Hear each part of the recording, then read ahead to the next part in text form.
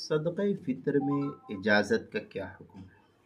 چنانچہ اگر ایک آدمی دوسرے آدمی کی طرف سے صدقہ فطر ادا کرتا ہے تو اجازت لینا یا دینا یہ ضروری ہے اس کے لیے، تاکہ جو ہے وہ خود اپنا حصہ بھی ادا کر رہا ہے یا دوسرا اس کا ادا کر رہا ہے یا کیا صورتحال ہے اس سے آگاہی ہو جائے، اس لیے جو ہے اجازت کا دینا یہ ضروری ہے۔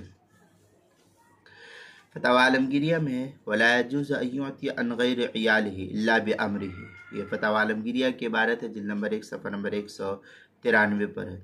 بدائع الصنائع میں ہے لِأَنَّ فِيهَا مَعْنَى الْعِبَادَةِ حَتَّى لَا تَتَعَدَّى بِدُونِ النِّيَّةِ، یہ بدائع الصنائع کی عبارت ہے، جلد نمبر 2 صفحہ نمبر 198 پر اس کو نقل کیا ہے۔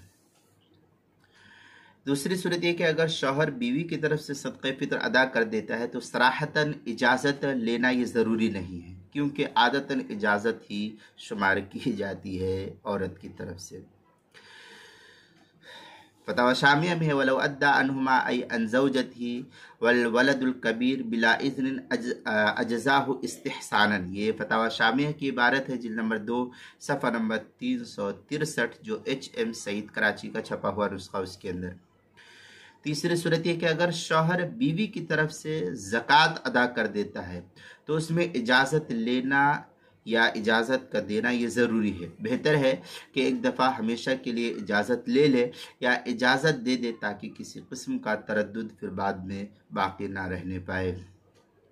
فتاوی شامیہ میں ہے وَشَرَطَ صِحَّةُ أَدَائِهَا نِيَّةٌ مقارنۃ لہ ای للادائی، فتاوی شامیہ کی عبارت ہے، جلد نمبر 2 صفحہ نمبر 14 جو کتاب الزکوٰۃ جو HM سعید کراچی پاکستان کا چھپا ہوا نسخہ اس کے اندر۔